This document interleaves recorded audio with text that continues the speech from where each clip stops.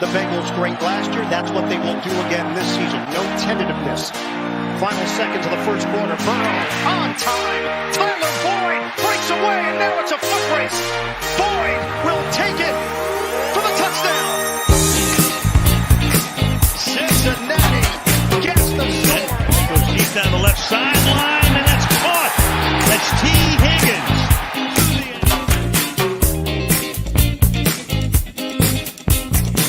Welcome! Number one Bengals podcast. I'm your host, Daddy McDuke. And I have a very special guest today. I'm talking about Mr. Bobby LaMarco of Razzball Fantasy Sports.com. How's it going, man? Excited to be on. Back again after 2 years. It's been 2 years. A long time. And It has been 2 years since I have thought about fantasy football. Well, I'm glad I'm glad I'm your guy. I'm glad you're your guy for fantasy sports. That's good. You are my guy. You are my guy. And you're the other guy. I know two guys. Sky Guasco, amazing guy. Does he still have that big beard? Yes. Yep. Yeah. That adds so much. I feel like he's like the fantasy sage, you know? He's the fantasy warlock. And Bobby over here, Bobby here is the genius, the whiz kid of fantasy football. Our heads were spinning last time we talked about it because it's such a different way to think about football. And well, I was going to say it's more about the stats. Like, I think a lot of people get caught up in NFL quarterback play versus fantasy football quarterback play. Like, Justin Fields was on a terrible team last year, but the boy can run. And next thing you know, he's a top 5 quarterback the second half of the year, even though they're losing football games. So it doesn't matter if your team's winning or losing for fantasy in real life, because in fantasy football, as long as they're putting up stats, that's all we care about. Yeah, really. I mean, and it's just crazy how in fantasy football, how, at least a few years ago, it was like running backs were the most valuable players. And now you have running backs. Joe Mixon just took a $4 or $5 million pay cut per year. And so that is going to probably be tacked onto Joe Burrow's salary, which will end up being $65 million or something instead of 60. And by the way, he'll still be the most underpaid player in the league. But it's just crazy because quarterbacks are not that valuable in fantasy, and the running backs are very valuable. And here's Joe Mixon. It's let's say in the real NFL world, the Joe Mixons are viewed as, let's say, there's not really much of a difference between if you get the top running back or you get a pretty good running back. They're not going to pay them that much different. It's like when you go to the dollar store, right? And you get an eraser from the dollar store as opposed to one from Walmart that's $2, right? It's not that much different. But the quarterback is like if you get cologne from the dollar store. It's more like a fragrant bug spray. But if you get cologne from a department store, it's like 100 times the price. But you got to do it. I couldn't agree more. I think it is kind of flipped. You're right. But in fantasy football, we are starting to see more of a trend now where more people want more starting lineups. So they want more wide receivers in the starting lineup for fantasy football. So you're seeing a trend now where instead of having a 2 running back, 2 wide receiver, and a flex spot, now it's 3 receivers and 2 flex spots. And that's changing the landscape too for fantasy football because wide receivers are now becoming more important. If you have to start 3 versus 2, only 2 running backs. So you have league settings truly matter. My top 150, if you go to razzball.com right now, actually is for a 3 receiver, 2 running back, and 1 flex spot, 1 quarterback. So if your league is different, you have to evaluate it based on how many starting spots you got. But you're right. I mean, I think the quarterbacks are starting to get a little bit of a bump. Joe Burrow this year, Patrick Mahomes, Josh Allen, Jalen Hurts, and Justin Fields are in my tier 1. I'm willing to take those guys in the 4th round. That's probably a little bit more aggressive than in years past. But I truly think that, honestly, we could see Joe Burrow take a huge step this year, especially if everybody's healthy. Yeah. Well, I want to talk about that because Joe Burrow, he threw 60 touchdowns his last year in college. And if you do the math, Bobby, because there's a lot more games in the NFL, it's something like he should be throwing 80, 100 touchdowns a year in the NFL. He hasn't gotten close to those yet, even though he's been objectively the greatest quarterback in the NFL. So A lot of it has to do with offensive line. A lot of it has to do with play calling. But what do you see as necessary for Joe Burrow to take that big step statistically? Because on the field, look, he's getting it done in the playoffs. That's the most important thing. But statistically, what needs to happen for him to get in that 45, 50 touchdown per season range?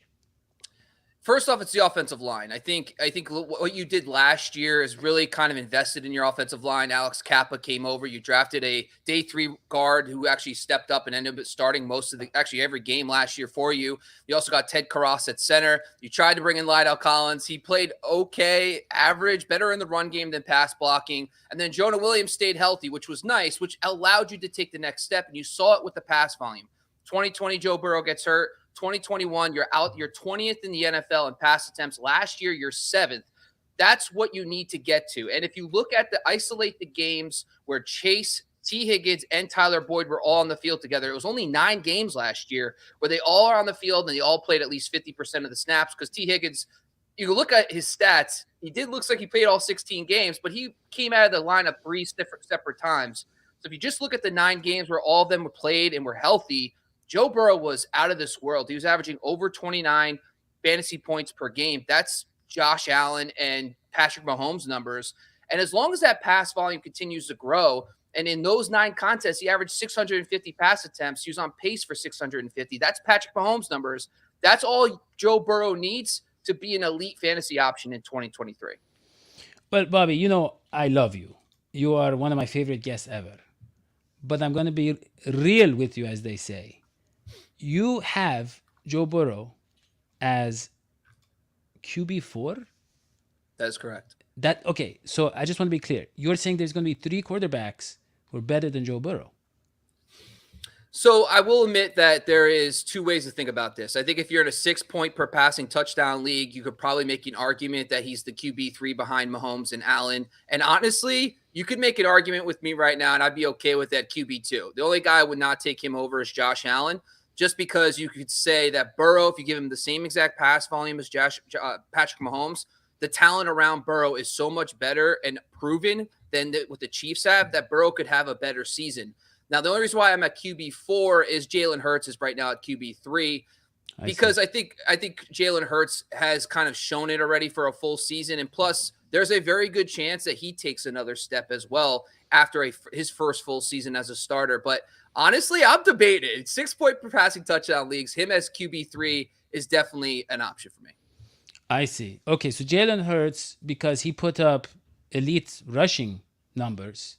Yep. That fantasy-wise, I want to just tell our audience, fantasy football is not real. It doesn't matter. Well, it does matter. It does, because look, Bobby's making a lot of money off of it. A lot of money. I don't know if you guys know, but Razzball it went public recently. Razzball. And Bobby, look at all those jerseys. He has players coming left and right, giving him his jerseys. But Bobby, here's the thing. I want to know, you said basically Joe Burrow's upside is number 2. What is the worst that you think could happen? Let's say other than injury. What is the worst in terms of his on-the-field performance? Well, we kind of saw it a little bit last year when Chase went out. It kind of sucked some of the pass volume down, and he drops a couple points per game in that scenario. And I think the problem is Joe Burrow, I personally view him as a different tier than the guys that he drops down to. If you look at guys like Lamar Jackson, Trevor Lawrence, Justin Herbert, there's such a points per game difference, in my opinion, between those guys that Burrow could take a slight step back. If, let's say, Chase gets hurt again or T. Higgins is out of the lineup again, and you start seeing injuries around him, and they start pushing this pass volume back down, that I still think he has plenty of room to still finish as a QB5. I would then put him behind Justin Fields in that scenario, but I would still have him above guys like Trevor Lawrence and also Lamar Jackson, because they just have so much around him right now that even if they do have an injury to Chase, they still have T. Higgins and Boyd, and they also have a guy in Irv Smith that we both really like. Yeah, and Trenton Irvin did well last year. I mean, Joe Burrow was making it happen. I mean, he was finding everybody, and now they have this guy Charlie Jones and a lot of guys. Well, it's weird because when you ask me, okay, what is the worst case scenario, my answer is a little different. It's not maybe as fantastical or fanatical. I don't know what the fantasy oriented. But Joe Burrow, here's the thing. Joe Burrow is very much into social justice. So my absolute worst case scenario is that he becomes a socialist. That is what my biggest fear is. I didn't factor that in. I did not factor that in. That's a good point. Because that can destroy a team where you have to try to be the best. There's no room for this loosey-goosey, fluffy kind of everybody matters. You have to have a cutthroat mentality. And that scares me, that Joe Burrow is so focused on developing society and helping society. But, okay, let us move on to Jamar Chase. Because here's a guy, Bobby, you would agree, not fantasy-wise, real football-wise, he is the second most talented, easily. Maybe the first, after Justin Jefferson. You would agree with that? Yeah, sure. I like Cooper Kupp too. Okay, so you have Jamar as number 3. So who is number 2? Actually, Cooper Kupp is number 1 in my rankings. Wow. And then I have Justin Jefferson at 2. And the main reason why is it's just a target competition thing. And I think a lot of people are just overvaluing what happened last year. If you just look at the first 8 games last season, Cooper Kupp was averaging 25 PPR points per game. That's nearly 4.5 points better than Jamar Chase and 3.5 points better than Justin Jefferson. And then he got hurt in week 9. And then he had 3 catches for -1 yard, and it brought his points per game down. But Cooper Kupp over a 1.5-year span was just on a different level. And Matthew Stafford might no longer be a top 12 quarterback for fantasy football, but in real life, he's still an elite thrower of the football. And I still think you have Sean McVay and Matthew Stafford, that Cooper Kupp is still an elite option. So that's why I have him at 1. So let me get this straight. Matthew Stafford, he's going to be completely healthy? Or is it just a decline with age, or what's going on? Well, he did have a lot of nicks, but if you look at a lot of the guys like SixScore.com with Sports Injury Central, and you talk to Deepak as well, another great injury analyst, there's not a lot of worry that those injuries that he compiled last year will roll into this year. But it's the offensive line play. Yeah. I mean, you guys know better than anybody. Bad offensive line play can result in some injuries for a pocket quarterback, which we saw just 2 years ago with Joe Burrow. So I think the offensive line is still a big-time question mark for the Rams, but at the same time, I'm not going to just bank on Stafford getting hurt again to drop Kupp. So I think that's why I still have Kupp as 1. Yeah, but is it true that Sean McVay was trying desperately to trade Matthew Stafford and his, $59 million? It's probably more contract related. Yeah. Honestly, I don't think it's more on-field related. It's more like the Rams had to gut their team.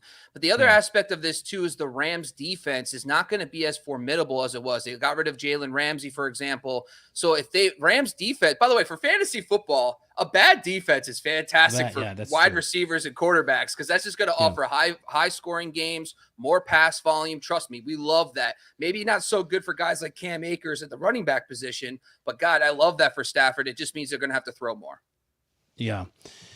Okay, so Jamar Chase, you have him as number 3. I think we both would agree that his best case scenario, he could end up as the number 1 receiver in fantasy. I mean, it really all depends on how much, the targets for T. Higgins. I mean, if he didn't have T. Higgins, I think it'd be very likely he's a wide receiver number 1.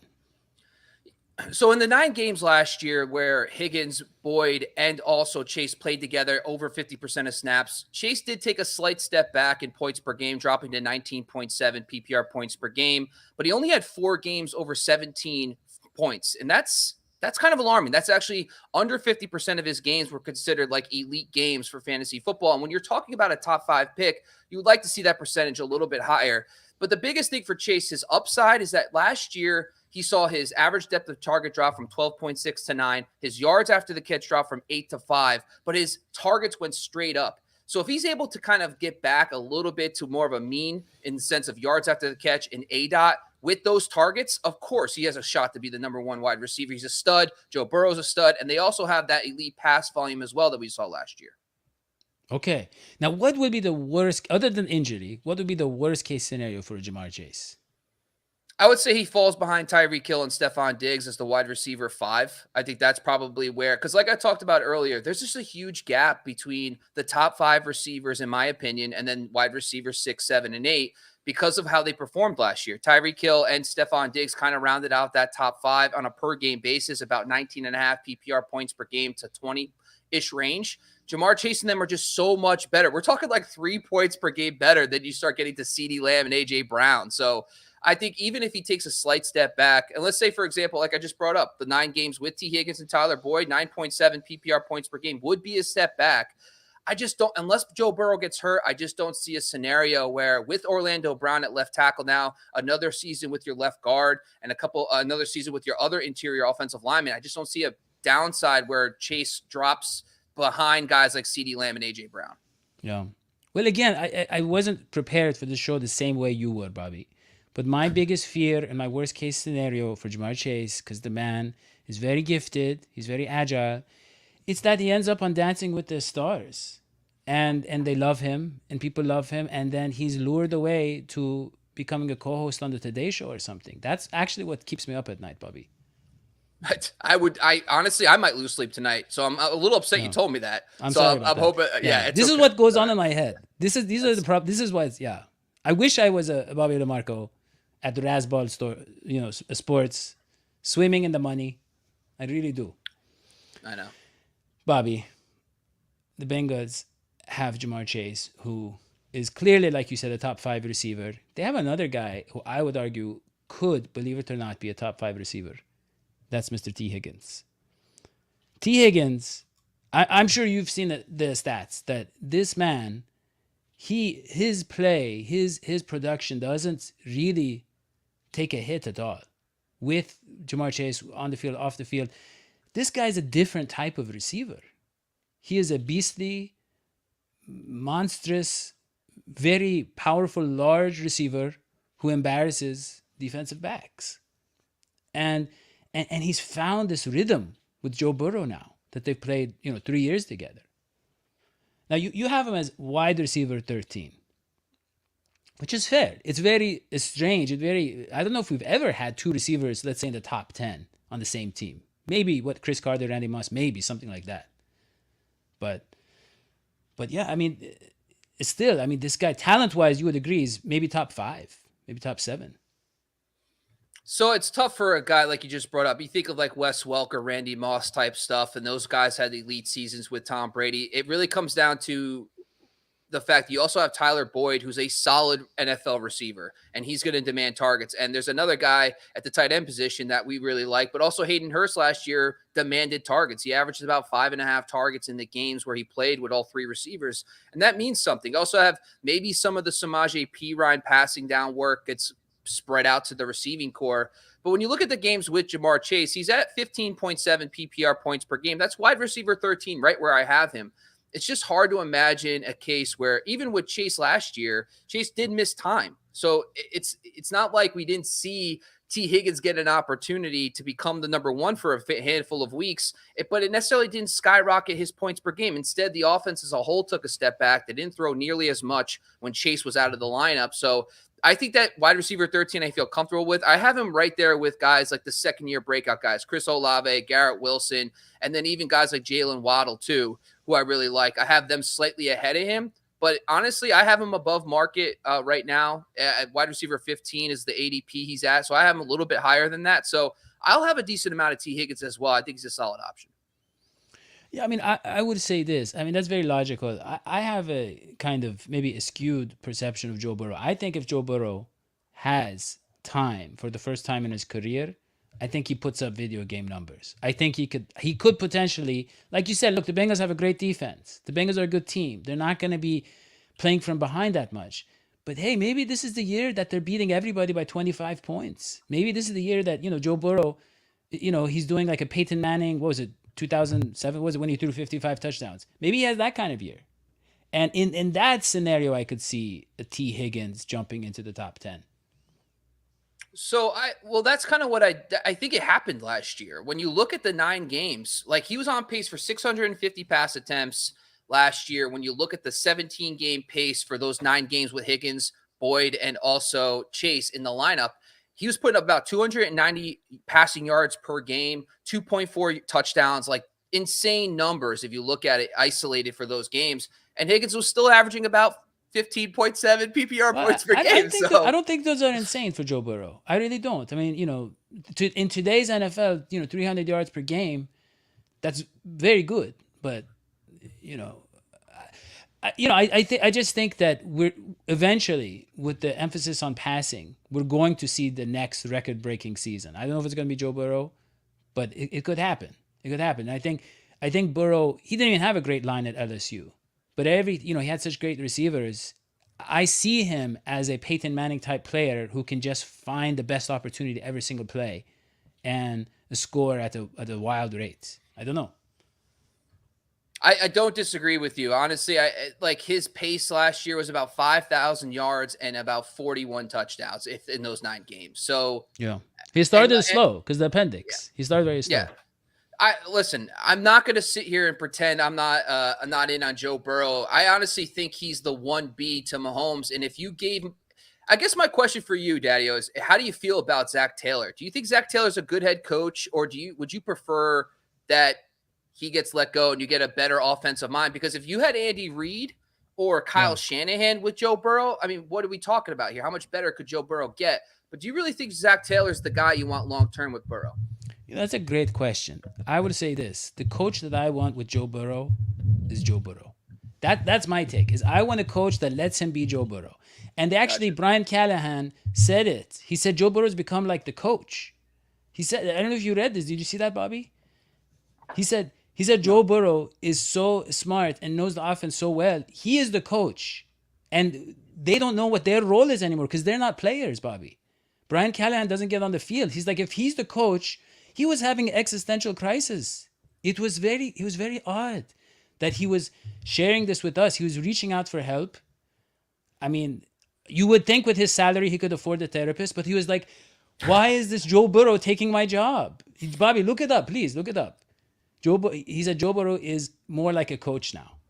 And so that is my thing, is Joe Burrow just needs someone to not hold him back. He needs someone to, you're right, the Shanahans, the Reids, with their creativity, I think that's an advantage because they're not focused on the field. They can pull from this massive encyclopedia of a playbook and always keep the off. I agree with that. But at the same time, I think back to Peyton Manning again, and how Peyton Manning, him being like the offensive coordinator in a way, that kind of resulted in those snap decisions that let him kind of take advantage of things that he was seeing that the coach maybe did not. So the other thing when you want to isolate that, though, is it's not just about calling the right play and executing the play. It's also how they scheme up route concepts. So like Shanahan will be able to get, and honestly, sometimes Burrow, when you look at him, it's great that you can hit the guy in a perfect spot. T. Higgins making contested catches, Jamar Chase making explosive plays, but sometimes you want the easy throws, and that's what Shanahan really does. And also Andy Reid, is that they scheme up plays to get the ball in their playmakers' hands, get some yards after the catch. Like Deebo Samuel comes to mind, Tyreek Hill for a long time as well. A lot of motion and stuff like that. Get, creative in the route concept. So Joe Burrow doesn't have to be incredible every single play to get the most out of him and allow, of course we know Joe Burrow can do that, but it's hard for him to do that every single play. So it'd be nice to have, but listen, you could tell me right now, Zach Taylor's up there with those guys, and I'd be like, okay, you guys have a better pulse on that. But I would say this. No, I agree. He's not up there with those guys. But you know what Zach Taylor has done? He's a culture builder. He has repaired decades of damage that the Cincinnati Bengals suffered since Sam White left. We have not had a culture. We've not had a unified locker room. We've not had guys want to play for each other, fight for each other, believe in each other. We haven't had it to this level. I mean, Marvin Lewis did a fantastic job. I don't want to discredit what he did. But Marvin Lewis was so much like a gentle father that in really important moments, the players weren't accountable. They didn't hold themselves accountable. But with Zach Taylor, he laid down, he was strict. I mean, they got rid of veterans who didn't agree with their vision very quickly. Veterans that are going to be in the Ring of Honor, veterans that are borderline Hall of Fame players, Carlos Dunlap, Geno Atkins, Giovanni Bernard. Before, those guys would have never, been let go. And I think in that way, he's done something for the Bengals franchise that's allowed Joe Burrow to basically just kind of take over the whole football side of things. Yes, I think here's the other thing. I think Zach Taylor's a smart guy. I think he's gonna grow. I think he is growing. You know, I think you know, the guy was a QB coach on the Rams. I mean, really, nobody knows what a QB coach does in general, especially not on the Rams. When you have Sean McVay, I mean, what was this guy doing? I mean, like my co-host Dr. Hoji says, yeah, you go get them, you know, you massage their feet, maybe you get them some juice or something, but nobody knows what a QB coach actually does. Well, maybe he's giving all the good massages now to Joe Burrow. So Zach Taylor learned to massage Sean McVay, and all that practice is allowing Joe Burrow to relax before game day because his coach is such a good massager. So I agree. I don't think that Andy Reid would do that. I don't think you'd want a massage from Andy Reid. I don't either. I don't think that's what I want. But you know, when we talk about T. Higgins, when we go back to T. Higgins, what is the worst case scenario? I feel like for him, there's more of a chance of a fall. Because he's the number 2 receiver. Like we're not talking about injury, but he's the number 2 receiver. You know, I mean, the Bengals could be so good that they are running out the clock in the fourth quarter over half the time. The Bengals could be so good that the defense is making these lower score games and the offense is kind of checking it down to avoid injuries, right? So if your big play guy, if you're a star receiver, your go-to guy when you need a huge play is Jamar Chase, which that's arguable, it could be taken. But if that ends up being a Jamar Chase, T. Higgins could be there for, you know, he could potentially just be a very solid second option, unfortunately. And yeah, I mean, that would drop him, right? Yeah. So I actually took a look at over the last 2 seasons when T. Higgins played at least 50% of the snaps. I looked at his production in wins versus losses. And I've done this for a lot of players because I actually was curious about that same exact question. And I do a lot of my analysis and projections based on wins, losses, how they perform, and then Vegas win totals. So when you isolate the wins versus losses over the last 2 seasons, when Higgins was on the field over 50% of the snaps, I want to caveat that. His points per game goes from 15.2 in wins to 16.9 in losses. So when they're losing games, he's up there at 16.9. But in your worst case scenario, the Bengals are dominant. They're winning every football game. He only drops to 15.2. So it's not significant versus his last year. So that would still be top 20. That would still be top 20. Okay. Yeah. Well, my worst case scenario, I apologize, but my worst case scenario, because look, T. Higgins, he's a good looking guy. Let's be honest. It's okay, Bobby. It's 2023. We can be honest about these things. He's a good looking guy. He has a very nice smile. What I'm afraid of, Bobby, is that one of the Kardashians, I don't know if there's any of them left, one of them is going to swoop him up. I don't know, is there a Cassidy Kardashian? I don't know what there is. Yeah. I know Khloe's usually available. She usually finds the time. I'm really worried about that, is that he is going to get so much exposure on TV, so much publicity for his play, that they're going to be like, oh, yeah. And then he's going to be making all this money from the Kardashian show. And like Tristan Thompson, you're not going to see him on the field anymore. That's what I'm worried about. I think that's baked into his ADP, so I think we're okay. So all good. Oh, okay. This guy, guys, I want you to go to Razzball.com right now. Nobody else has the answers to every single thing that I ask, other than this guy right here. Go to Bobby LaMarco's Razzball.com. And what do they do when they get there? They sign up, they play games, they watch videos? All of the above. Honestly, we at Razzball.com, we actually do more than football. We do baseball, hockey, and basketball as well. So when you go to Razzball, click on the NFL tab. We have great columns from multiple writers. You can go check out my top 150. We also have a lot of cool tools. We have a lot of stats on the website that you can check out. We also have an ADP consensus. So it takes all the ADP from all the sites, puts it in one place for you. So if you're in Yahoo, ESPN, Sleeper, and you just want to go to one place, we have all that data in one spot for you. And also, if you would go there too, we have a trade analyzer. So if you're curious about, is this a good trade? You get offered a trade in your league. We have that. We also have a team name generator. So if you guys are struggling to find a creative team name for your league, we actually have a team name generator as well. So go check it out on Razzball. We have a little bit of everything over there. And which you guys would love, we have animated cartoons that actually do analysis. So we have Anime Donkey and Gray on Razzball. So if you like puppets, you might also like animated characters. We have that at Razzball as well. Wow. And let me ask you, is this, nobody's watching this show. It's okay. It's just between us. That's perfect. Are these affordable interns, or are you on the AI trend? Are you into the fad of AI? How are you doing all this, Bobby? How are you doing this?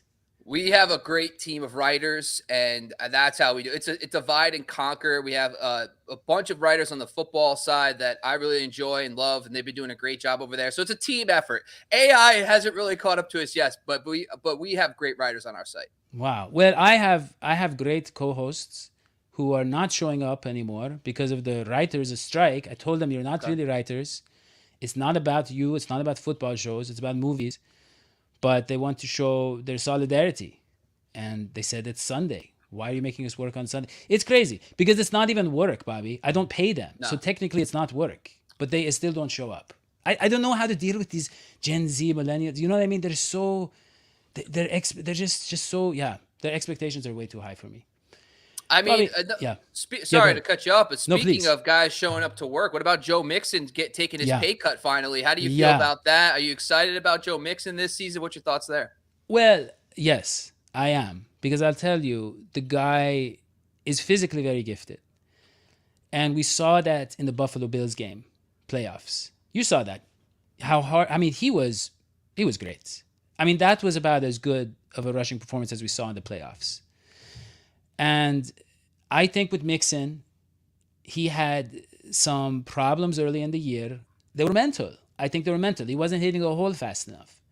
And I think that there is always pressure on these running backs. Like I said, they're more like erasers than cologne. They're very replaceable. You just go pick them up from the dollar store. You don't need to spend money on them anymore. That's the mentality.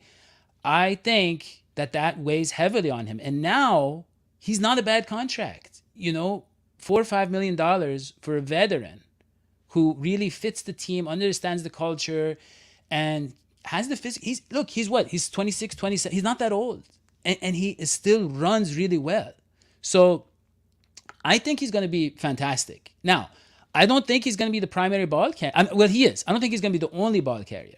I think we're going to get Chase Brown in there a lot. Chase Brown is a very NFL-ready rookie, as you know. And we have Chris Evans, and we have some other guys that are getting in the mix on third downs because he's not the best third down back, Joe Mixon. So to answer your question, I think we're going to see maybe fewer carries, but we're going to see him more focused and more decisive on his cuts. Okay. Yeah, I think last year we kind of saw a little bit of a transition in your offense to more Joe Burrow, more pass volume, which directly affected Joe Mixon's carry count, which it's clear as day. But the other thing is they did throw to him more. He had a career high in targets, receptions, and receiving yards last year. The other aspect of this, though, is I think he has to be better in pass protection. Like, that's, I think, why Samaje Perine was getting more and more reps, because if you look at PFF's blocking grades, he was not good in pass pro last year. Travion Williams is an underrated name in that aspect, too. It really is going to come down to, can you protect Joe Burrow? If Joe Mixon does not become a great pass protector, he will not be on the field for every third down. He will not be a complete back. And I think that's the direction the Bengals are going in. They want to get a guy in there who's going to make sure Joe Burrow stays upright, especially with all the turn on the offensive line. However, for fantasy football purposes, the hate on Joe Burrow's gone way too far. Way too far. This guy is going... Joe Mixon. I'm sorry. Joe Mixon. Yeah. Too many Joes. RB16, 48th overall makes 0 sense in ADP right now. I have him at RB11, 24th overall. This guy has continued. Last year, he had a huge game with 55 fantasy points, which I know skews his stats a little bit, but he was still a top 10 running back last year. And by the way, he plays with Joe freaking Burrow, people. Yeah. Like, come on. Like, this is going to be an elite offense. And I know Chase Brown, we're excited, but he's a 5th-round rookie. So we're not 100% sure. And he still has to pass up Travion Williams, who's right now today getting the second reps in camp. So we'll see how that goes. But I still think Joe Mixon is going to be an elite option. And I think he's a rock solid 2nd-round pick in fantasy. Yeah, a lot of people are forgetting that this upgraded offensive line is going to benefit Mixon even more than Burrow.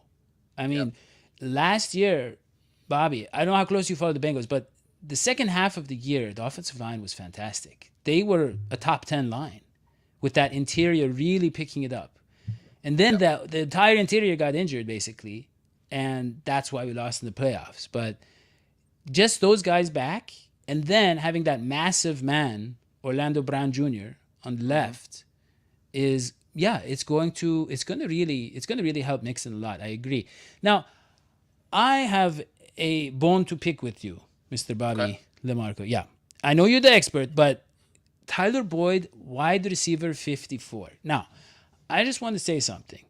We're just being honest, and there's nobody watching this show right now, so I have nothing to fear. Bobby, I did not know there are 54 receivers in the NFL that were fantasy. Yeah, I didn't know you could play. I didn't know that was possible. Yeah. Well, you got to remember. You got to remember. There's 32 teams, and most teams start 3 receivers, so there is 54. So yeah. Okay. Well, I guess you need math to do the fantasy, and this is again why you need to go to razzball.com. This guy knows math too, and he is not using calculators, folks. He's doing it the old school way. Look, Bobby, here's my thing. You would agree that Tyler Boyd is a top 3 slot receiver in the NFL? I would have to go through that thought exercise, but he's very good, yes. Yeah. So, I mean, I understand he's playing next to Jamar Chase and, T. Higgins. But, I mean, really? I mean, like, if I look at, let's say, the 40th receiver, you think he's going to put up 800 yards and 5 or 6 touchdowns? Is that do we have that many receivers? Because I think that's pretty reasonable for a Tyler Boyd. So understand something when I put my top 150 together in my rankings is I want, like, Tyler Boyd is probably going to finish where he finished last year, a solid wide receiver 4. But when I'm drafting players, I don't like Tyler Boyd's upside is all baked into Chase getting hurt, T. Higgins getting hurt. But like we saw an example last year where Chase missed multiple games, Higgins was out of the lineup a few games, and Boyd was still averaging about 10.5 PPR points per game. That's like wide receiver 4 numbers. This year, if those guys stay healthy, what's really his upside? Another thing tied to Boyd a lot too was the Hayden Hurst effect. Like Hayden Hurst missed a handful of games last year. 3 of the 4 games that Hurst was not in the game and or missed most of the game, he had double-digit fantasy points in those games. So I think that he has competition now with Irv Smith potentially as well as the third option in this offense. So I just from a wide receiver 54 standpoint, it's more of like I don't want him. I don't think there's upside for him to be a wide receiver 2 or 3. So that's why I have him a little bit lower than where he'll probably finish. I see. Well, I mean, if you look back at that AFC Championship game against the Chiefs, he was like the most valuable receiver on the field there until he got injured. And I would say in the really grind them out, ugly games, when you get into the winter and it's cold and your bones are crunching and your skin is flaking, and I mean, I've never been in that weather before or never played sports before, but Bobby, you know what I'm talking about. I mean, it is nasty. And Tyler Boyd is from Pittsburgh. And I don't know if you know a lot about Pittsburgh, but it is technically not even part of the first world. It's not like the rest of America. They actually have, I'm serious, the UN has a separate category for Pittsburgh. And these people have been through it, They have been through a lot. And Tyler Boyd is a tough guy. So what I'm saying is, if it gets late in the season and it's cold and the offense stalls, Tyler Boyd's your guy.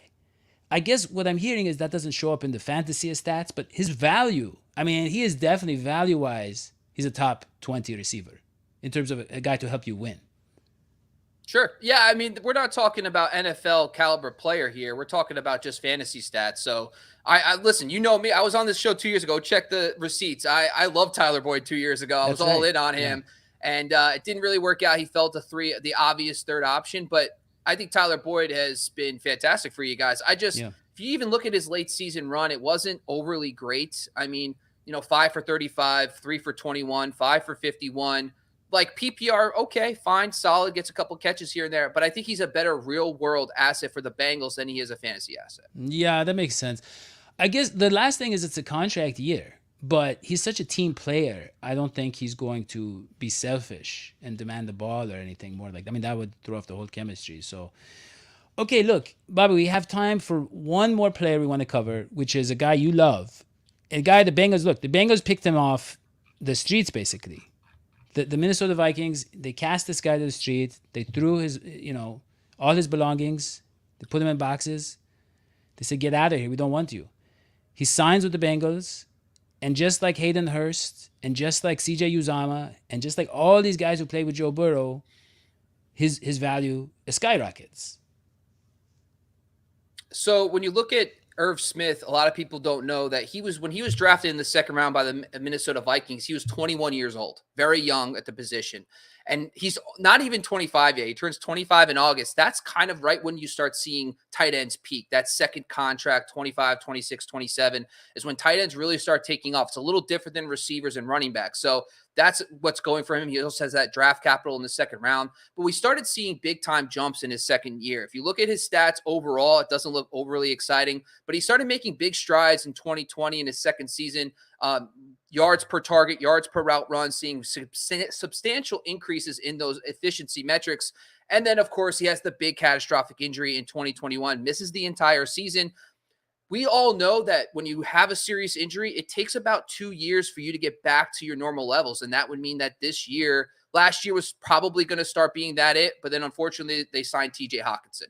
And then TJ Hawkinson comes in, he takes over. But if you just isolate the 5.5 targets per game by Hayden Hurst last year, and you just apply Irv Smith's averages, his career yards catch rate, his career yards per target, his touchdown rate to those 5.5 targets, you have 9.3 PPR points per game, which would have been tight end 13 in 2022. So there's a scenario here that Irv Smith finally starts hitting his stride, and now he's tied to an elite quarterback. So I think the sky's the limit for this kid. Wow. Bobby, I just got to say, there's a lot to unpack when you talk. First of all, I didn't know that you know medicine, because what you said, it really resonated with me, because I had listen, just again, between us, I had a bad shrimp taco a couple of years ago. I'm still feeling the ramifications of it. No, I'm serious. People say, oh, you have a problem with gas. I'm like, no, it takes 2 years to completely heal from an injury. And you just said that.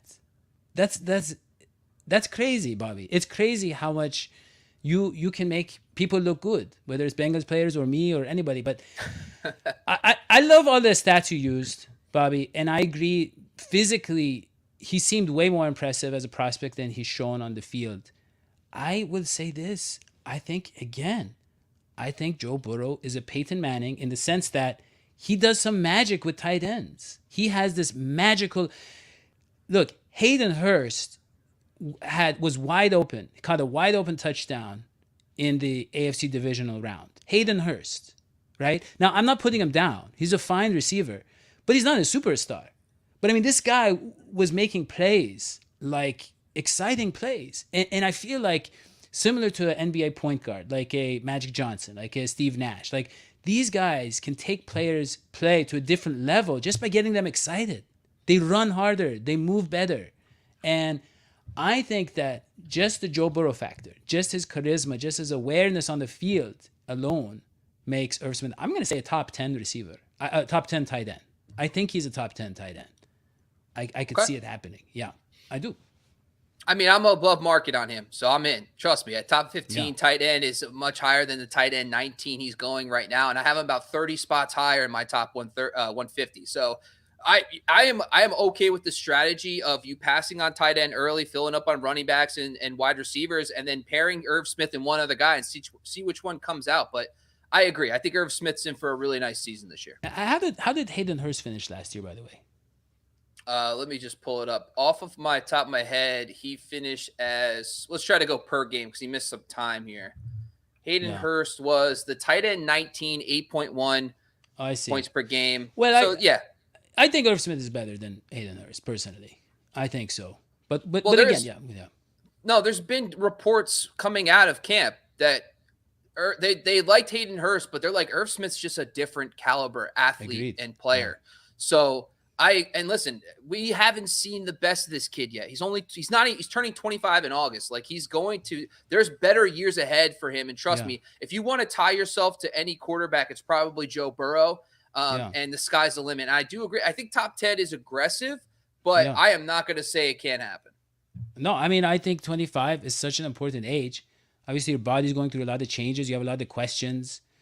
And, I mean, your voice gets a little deeper and all that. But I think they have the support system in Cincinnati for him to, let's say, make that transition to becoming a man. I don't mean that kind of transition, Bobby, but just the transition as an adult boy to become a stronger and manlier. I think this is the time. And I think we're going to see the puberty of his NFL career in Cincinnati. Agreed. Mr. Bobby LaMarco, this has been a complete honor to have you on the show. You blew my mind again. I learned so much about myself, about the world, about physics and medicine, and amazing. And really, everybody, if you're playing fantasy football, you definitely want to go to Razzball.com, where you heard what he said. They have everything. They have, what is it? They have like mini movies. I think you have like a streaming service now, right? Yep. They have they have apps. They have games for the kids. They have a lot of free prizes, a lot of free stuff, right? You can win free food. You're giving out free food, Razzballs it's amazing. Anyways, Yeah. and nobody knows what a Razzball is. I think it's a ball that can be used in any sport because they cover the fantasy of every single sport out there. Is that, yeah. Listen, Gray Albright is our founder in chief. He's the guy you would not need to have on this show to tell you where Razzball came from, but they've been around for well over a decade. Yeah, that's amazing. And they found a superstar analyst in Mr. Bobby LaMarco, who I hope we can get you on again next year, every year, to talk about fantasy football. I apologize for my co-hosts not showing up, taking the day off, being very entitled individuals, but Mr. Bobby, thank you for spending your Sunday with us. Thank you for having me. Appreciate it. That's all we have for this show. Don't forget to subscribe, turn on notifications, and we'll see you next time. So long, sweetie. Paz.